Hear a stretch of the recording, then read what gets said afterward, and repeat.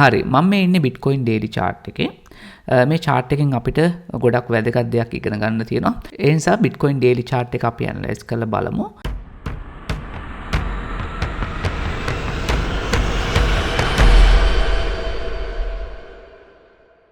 ඉතින් ඔයාලට පේනවා මම මෙතන wedge shape එකක් ඇඳගෙන තියෙනවා.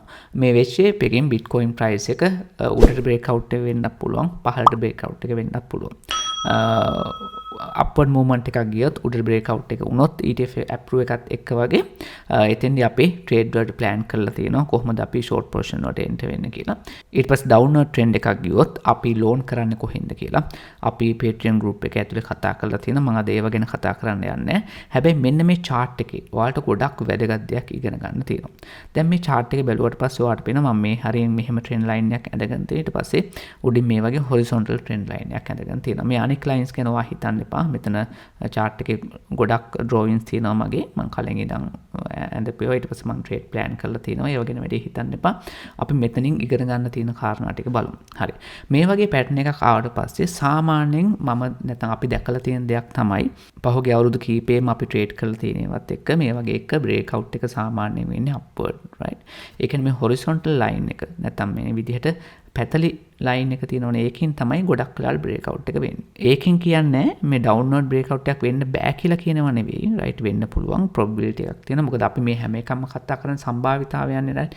probability එක තමයි කතා කරන්නේ. high probability එකක් තියෙන upward movement එකකට low probability එකක් තියෙනවා, right? downward movement එකකට. මම මේ කතා කරන්නේ මේකේ මේ macro picture එක අමතක කරලා ETF කතාව අමතක කරලා මම මේ කතා කරන්නේ. ETF එක approve වෙන්න ඕනේ කියලා තමයි අපි හිතන්නේ Bitcoin එක මෙතනින් upward trend එකක් යන්න, right?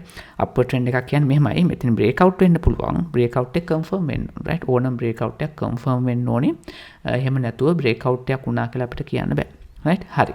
ඊට පස්සේ මෙන්න මේක වැදගත්. දැන් බලන්න මේ උඩ line එක කී පාරක් දැනට hit වෙලා තියෙනවා. right? මේ උඩ line එක බලුවට පස්සේ ඔයාලට වෙන මෙතන එක පාරක් hit වෙලා, මෙතන දෙපාරක් hit වෙලා. right? මේ පාර අපි තුන්වෙනි පාර කියලා ගන්න පුළුවන්.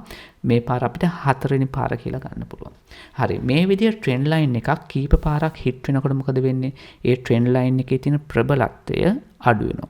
ඒකට උදාහරණයක් අපිට මෙහෙම ගන්න පුළුවන්. හිතන්නකො බිත්තියක් තියෙනවා කියලා ඔහම, right? එක බිත්තියක් තියෙනවා. මේකට අපි මිටියකින් ගහනවා මේ බිත්තියට, right? එක පාරක් ගහුවම මොකද වෙන්නේ, right? බිත්තිය කැඩෙන්නේ දෙපාරක් ගහනවා, right? තුන්වෙනි පාරත් ගහනවා. හතරවෙනි පාර, පස්වෙනි පාර ගහනකොට මොකද වෙන්නේ? මේ බිත්තිය බුරුල්ලා සමහරලාට හතරවෙනි පාර නැත්නම් පස්වෙනි පාර විතර ගහනකොට තමයි බිත්තිය කඩාගෙන යන්නේ. ඒ වගේම තමයි trend line එකත් හැසිරෙන්නේ, right? මේ විදිහට කීප පාරක් වදිනකොට විශේෂයෙන්ම හතරවෙනි පාර පස්වෙනි පාර විතර වදිනකොට ගොඩක් වෙලාවට මේක trend line එක කඩාගෙන යන්න පුළුවන්, right? නමුත් මෙතෙන්දී වෙන සාධකයක් තියෙනවා, right? extra සාධකයක් තියෙනවා. මොකද්ද? Bitcoin ETF එකත් මේත් එක්කම approve වෙනවා නම් තමයි ලොකු volume එකක් market එකට ඇවිල්ලා මේ ලොකු resistance එක කඩාන උඩට යන්න පුළුවන් වෙන්නේ. right? ඊට පස්සේ පහළ බලමු පහළ trend line එක. අපිට මේක ගන්න පුළුවන් මෙන්න මේ විදිහට, right? පහළ trend line එකේ මෙන්න මේ area එක එකපාර touch වෙලා කියලා ගන්න පුළුවන්. මේක අපි loan touch එකක් කියලා ගන්න පුළුවන් මේක. ඊට පස්සේ මෙතන දෙපාරයි මේක ඒතර තුන් පාරයි සම්පූර්ණයෙන්ම මේක හතරවෙනි පාර, right? ඊට පස්සේ පස්වෙනි පාර කොහමද? මෙන්න මේ හරියට පස්වෙනි පාර මේක downward movement එකක් කියලා මෙහෙම පස්වෙනි පාර වදින්න පුළුවන්. එතකොට මොකද වෙන්නේ? මේ තුන්වෙනි පාර නැත්නම් මේ හතරවෙනි පාර වැදුනට වඩා දැන් මේ wall එක නැත්නම් මේ බිත්තිය නැත්නම් මේ trend line එක දැන් ගොඩක් weak. ඒ නිසා මේ පස්වෙනි පාර වදිනකොට මේක කඩාන පහළට එන්න පුළුවන්. තේරුණාද? ඒතකොට ලොකු probability එකක් තියෙනවා මේක down trend එකක් යන්නේ. ඊළඟට මෙතනින් upward movement එක යන්නේ නැතුව පහළට price එක ඇවිල්ලා මෙන්න මේ trend line එක ආයේ hit වුණොත් එහෙම. ඊට පස්සේ තව වැදගත් කාරණයක් තියෙනවා මෙතන කතා කරන්න. ඔයාලට පේනවා මම මේ trend line එක කොහොම යා කරලා තියෙනවා. ඒතකොට බලන්න කවද්ද මේ දිනේ එන්නේ කියලා. මේක මම Patreon group එක ඇතුලේ දවස් කිහිපයකට කලින් කතා කරපු එකක්. ඒතකොට මේකේ date එක එන්නේ කවද? දෙසැම්බර් 18. right? බලන්න මේ trend line එකේ කෙලවර දෙසැම්බර් 18. එතකොට දෙසැම්බර් 18ට කලින් මේ breakout එක එක්ක upward movement එකක් එක්ක downward movement එකක් එන්න ඕනේ. සාමාන්‍යයෙන් මේ wedge shape එක මේ අගට එනකන් ඉන්නේ breakout එක වෙන්න. සාමාන්‍යයෙන් කලින් breakout එක වෙනවා, right? ඒ නිසා මෙන්න මේ හරියේදී පහළට එන්න පුළුවන්. නැත්තම් මේ හරියේදී ලොකු volume එකක් වෙලා upward movement එකක් යන්න පුළුවන්, right? එතකොට අපි traders ලා විදිහට විශේෂයෙන් swing traders ලා විදිහට අපි market එක plan කරලා ඉවරයි. right? මේ market එක uptrend එකක් ගියොත් කොතනින්ද අපි trade කරන්නේ, මොනවාද අපි trade කරන්නේ plan කරලා ඉවරයි දැනටම, right? downward movement එකක් ගියොත් කොහෙන්ද අපි trades වලට enter වෙන්නේ, මොනවාද අපි trade කරන altcoin වල buy levels මොනවාද, right කොච්චර percentage එකක්ද අපි capital එකකින් දාන්නේ කොච්චර leverage එකක්ද අපි කරන්නේ right ඔය සේරම අපි දැන් decide කරලා ඉවරයි market එක move වෙන්න කලින් අපි decide කරලා ඉවරයි ඒ කියන්නේ planning තමයි 100ට ඒ කියන්නේ සාමාන්‍ය trade එකක් win කරන්න ඕන නම් ඔයා හොඳට plan කරන්න ඕනේ ඒක good plan එකක් වෙන්නත් පුළුවන් bad plan එකක් වෙන්නත් පුළුවන් හැබැයි plan එකක් නැතුව ඔයාට trade කරන්න බෑ right ඒ නිසා අනිවාර්යෙන් plan එක දැන් අපේ group එක ඇතුළේ Patreon group එක ඇතුළේ ඔයාදන අපේ Patreon group එකක් තියෙනවා ඒකේ මම personally කරන trades වලත් එක මම කතා කරනවා මම signal විදිහට Telegram channel එකක් කරා ඔයාලට මම trades වලට enter වෙනකොට දෙනවා ඊට පස්සේ trade close කරනකොට signal එකක් විදිහට දෙනවා right එතකොට ඒ වගේම daily educational videos කරනවා right මම හැමදාම වීඩියෝ එකක් කරනවා market මෙන්න මේ වගේ market analysis කරලා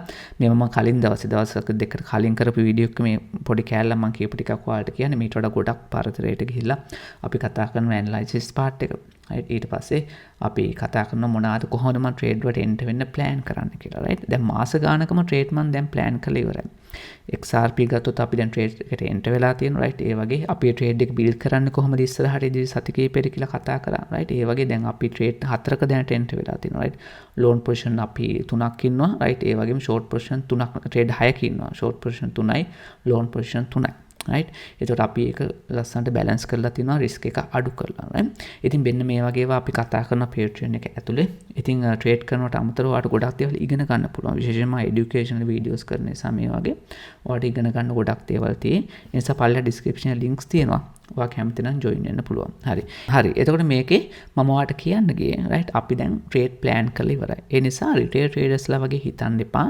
chart එක ඒ වෙලාවේ වෙනකොට trade ගැන හිතන්න එපා. කලින් trade plan කරලා තියන්න. chart එක උඩට ගියොත් මේ trades පහළට ගියොත් මේ trades right. හැබැයි confirm වෙනකන් ඉන්න ඕනේ. ඕනම් breakout එක confirm කරගන්න ඕනේ right.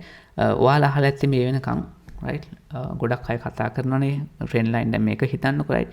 breakout වෙනවා කියන මොකද්ද daily හෝ 4 hour candle එකක් මෙන්න මේ line එකට උඩින් close වුණා breakout එක confirm කියලා නෑ. සම්පූර්ණයෙන් වැරදි. එහෙම වෙන්නේ නැහැ. fake out එකකුත් එහෙම වෙනවා right. එහෙම breakout එක confirm කරගන්න බෑ. ඒකට ක්‍රම තියෙනවා. අපි ඒවා කතා කරන group එක ඇතුලේ. හරි. කොහොම හරි දැන් මේකේ downward movement එකක් එන්න පුළුවන්. ඊළඟට මෙතනින් reject වෙලා price එක මේ හරියට touch වුණොත් එහෙම. එහෙම වුණොත් ඔයාලගේ trades උත් ඔයාලා කලින් plan කරගන්න right. කලින් plan කරලා ඊට පස්සේ ඒවට අවශ්‍ය capital එක allocate කරලා risk එක manage කරගෙන ඉස්සරහට කරගෙන යන්න. එතකොට trading වලින් ඔයාලට ලොකු ගමනක් යන්න පුළුවන්. හරි. මොන හරි ප්‍රශ්න තියෙනවා නම් comment section එකේ දාන්න. එහෙනම් ඔයාලට සුබ දවසක්.